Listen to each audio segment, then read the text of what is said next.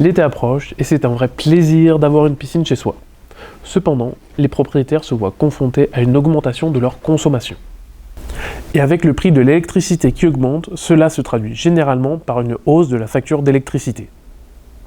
Je suis Benjamin de Monabi et aujourd'hui, dans cette vidéo, je vous explique comment économiser de l'argent en utilisant vos panneaux solaires pour alimenter votre piscine.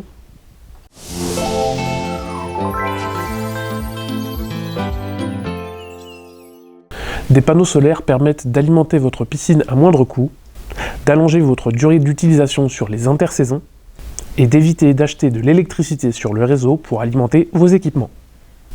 En capitalisant sur la production d'électricité de vos panneaux solaires, vous pouvez diminuer la consommation d'électricité de votre piscine d'environ 70%, avec une installation de 3 kW crête.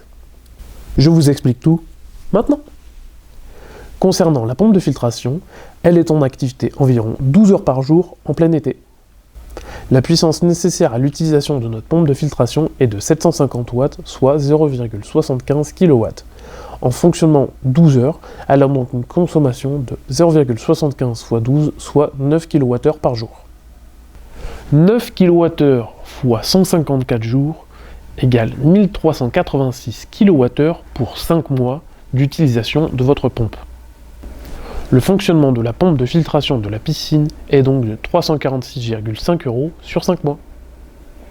Si vous optez pour un hivernage actif, c'est-à-dire laisser votre pompe tourner pour la mettre en hors-gel, elle tourne environ 2 heures par jour en hiver, soit 0,75 kW x 2 heures par jour x 0,25 centimes d'euros par kWh, ce qui est égal à 37 centimes d'euros par jour en plein hiver.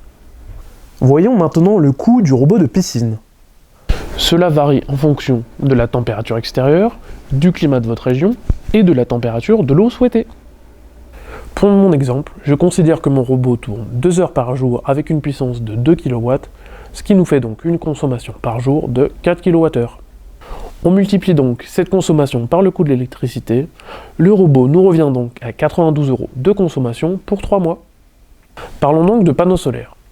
Nous avons vu que les équipements de la piscine, sur une période de 5 mois, consomment 1754 kWh. En France, on considère qu'un kW crête permet de produire entre 1000 et 1400 kWh par an. Cela diffère en fonction de la région.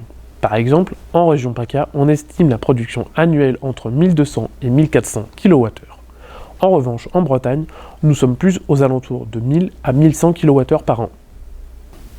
Il nous faut donc une installation solaire comprise à minima entre 1,5 et 2 kW crête pour pouvoir couvrir les besoins en électricité de notre piscine.